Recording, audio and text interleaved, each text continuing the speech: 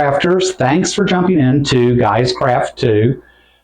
A while back, I did what I called a steering wheel cover, and a lot of folks asked me about that and how to do it and put things together. So this is what it ended up looking like. I will say it is not an original idea. It is something that my neighbor down the street did last year for Christmas presents and did quite a few of these. So I actually stole the idea and the pattern from her and then just came home and actually made it my own. So this is what it looks like. Has a half a cover on the back, and then this slips over your steering wheel. Here in Arizona, when it's 118 and you're parking out near the sun, and you don't always have, or even if you do, have the vents, the shades to go across your windshield, this still really helps out. So that is a big need for us in this area. So I will say I did go online and buy a 20-inch half moon. I find, or I have found right now, that the 20-inch seems to work. You know, your compact economic cars maybe have a 14, 15-inch steering wheel, not as big as maybe some of your larger SUVs. To me, it doesn't matter. All of them kind of fit the same. I am believing one size fits all. I'm not getting into doing multiple patterns. But what I will tell you, let me grab my tape measure here, is you need two fabrics. The first is obviously you're going to need that front fabric and whatever that looks like. And then I like to put some type of coordinating fabric on the back to match it up. What I actually did use is muslin for the outer shell and the same muslin piece for here. Muslin is just so much cheaper than using white or whatever fabric. Do what you want. I ended up just buying 10 yards, a whole bolt from Joann's not too long ago of the muslin. It was a 96-inch width, and I bought 10 yards. Which they considered a full bolt, and I think it was $35. I think I got it for like $3.50 a yard after all their discounts and sales. So I am starting to learn that I like muslin for a lot of different things. But today, the one we're going to talk about and the one I'm going to walk you through and show you how I did it is this first one. So I take and put the layers together. So this one's actually going to be a fall seasonal one. And you're going to need a piece of fabric that's really about 24, but 24 is good. I layer it up and pattern it easily. So I put the outside fabric down first, right side up, put my batting down, and I had a lot of scrap batting that I was able to use for this, and then I put my piece of muslin. And I'm going to take this to my sit-down long arm. I'm going to just do a free motion all around it, get it totally quilted out, and then when I come back, we will actually start talking about how we cut that down. So initially, you just need basically three pieces, 24 by 24 inches, and whatever fabric you want facing, your batting, and then your muslin or whatever backing. I do the same thing here. The only difference is this would, your back sleeve is what I'm going to call it. Again, should be about 22 inches. This time probably about 12 or 14 inches. The difference here is I already had this piece cut out, as you can see from the last one that I did. So I just wanted to utilize that fabric up. But normally I would cut this as a square as well, and then I would come back and cut these pieces out. So I am going to take both of these over to the long arm, going to free motion those, and then I'll be back in just a few minutes and show you what the next steps look like. All right, so I am back. So I now have the top, the bottom, and the batting all together, right? So I have gone through, long-armed, quilted these out. You know, you can do this on any of your machines. I choose to do a free motion because I really like that look for these. If you want to do ruler work, do straight line. If anything, these are just good practice for you in developing that technique overall. But now that this is done, the simple task is to come back, take my board, and actually trace out my half circle. So just make sure before you start that you're going to have enough to form both pieces, right? So take a look at it, because once I cut this out, I am going to then take it over and I am going to serge mine. I like the look of that. I like the way the finished piece of it. Other people don't, may not, and that's all good. If you want to do something different, then I'll go for it.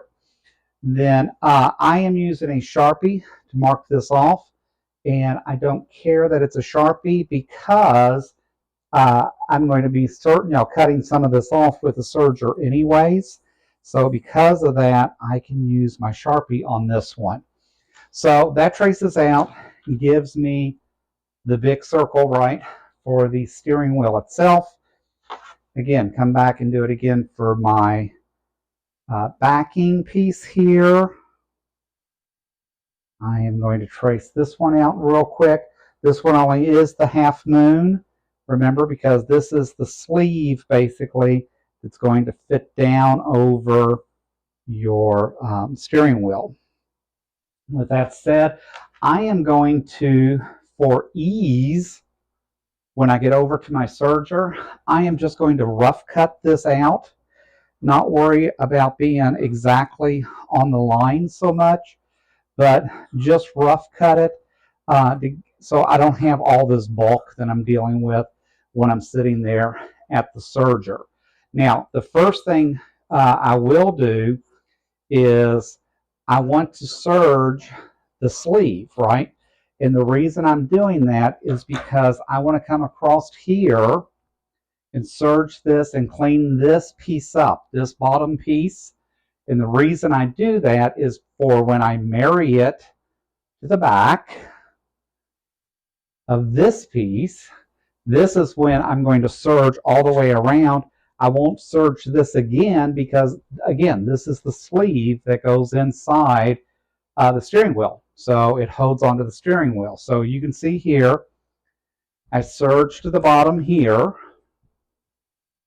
initially, and then I came back and serged all the way around to get me the finished piece. And then this is what flips over. This is what you see on the driver's side. This is what is holding into the steering wheel. So I am, again, just rough cutting these because I don't need it to be exact. I'm just trying to prevent a lot of cutting at the serger itself. And then once I get that done, I will come back and show you what this finished product looks like. I will tell you, once I serge the bottom to this piece, then I will match it up here and come back and pin that so that those pieces don't move together while I'm finishing out this final, Lord, I can't even think, folks. So finish out this final stitch out, I guess. All right, with that said, I have got these rough cut. They look good. They're ready to go. They're all quilted out. And I am going to go over to the serger, and I will be back in just a few minutes. All right, so that literally took like 5 minutes to finish out. Again, that's why I like my serger. I did this with, I'm sitting here trying to figure out why this thing won't open up, and I forgot that I still had my pins in. That's why I like my serger. I really like this. I mean, when you look, I put a black edge all the way around it. For this fall, for what we did, I think it works perfect. You've got the back, you've got the sleeve again going over your steering wheel. this little bit right from the serger. I'll put some fray check on. I'll trim that in, and I'll put a little fray check on it. I am not big about trying to needle that back in. I will cut it and fray check it. But I think this works out great for a seasonal cover. It's really cute, something different. So, happy fall. So again, I start off with about 24 by 24 inches. I layer those 3 squares up. I use my half moon to cut these out. I did order this off the internet. I looked at Joann's and everywhere. Never could find it. Ended up getting this off the internet somewhere. But these are great gifts. And this project can really be done in less than 30 minutes, depending on how much time you want to really spend quilting, both pieces. At the same time, if you're looking for something to say, well, I would really just like something to practice my free motion or blah, blah, blah, but I hate just practicing, right? These are perfect, perfect gifts and perfect things to practice on. So that is my steering wheel cover. That is my complete lesson. If you would, leave me some comments, leave me some questions. As you know, this is the very first project that we've worked together on. And so we have a lot to learn in how we present and do things. We just got a new laptop, so we're hoping to have a dual camera set up very shortly. When we do, you'll be able to see us actually at the machine, so we're not bouncing back and forth, excuse me, like we are now. But then again, it's just taking us time to get there.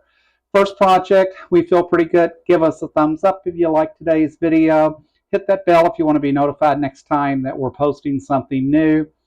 Always hit that subscribe button. Tell your friends, neighbors, and all those folks out there that these guys in Arizona are doing some things. And if anything, they're just entertaining to listen to sometimes. But until next time, happy crafting.